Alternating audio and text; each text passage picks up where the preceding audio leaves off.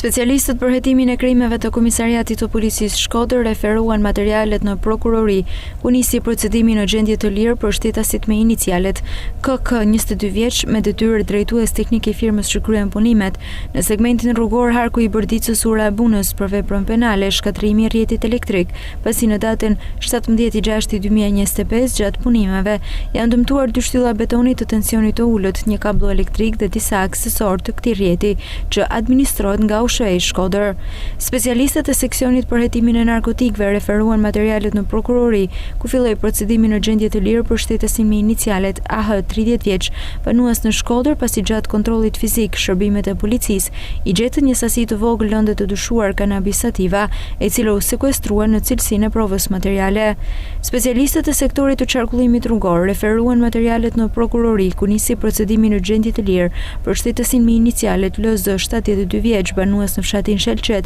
pasi u kap duke drejtuar motomjetin pa leje drejtimi. Gjithashtu, referuan materialet në prokurori për vlerësim, pasi dje në aksin rrugor Shkodër Koplik automjeti me drejtues shtetasin me inicialet BD 22 vjeç, banues në fshatin Koplik i Sipër, më shpërplasur me automjetin me drejtues shtetasin me inicialet PZ 50 vjeç, banues në fshatin Hodiri. Si pasojë janë dëmtuar lejë të 2 drejtuesit automjeteve.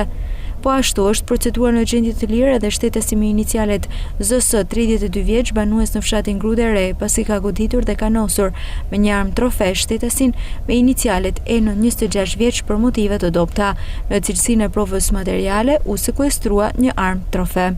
Specialistët për hetimin e krimeve të Komisariatit të Policisë Shkodër referuan materialet në prokurori, ku nisi procedimi në gjendje të lirë për shtetesin me inicialet KP 33 vjeç, banues në fshatin Stajk, pasi është kapur duke kryer punime ndërtimi pa leje. Materialet procedurale ju referuan prokurorisë pranë gjykatës së shkallës së parë të jurisdiksionit të përgjithshëm Shkodër për veprime të mëtejshme.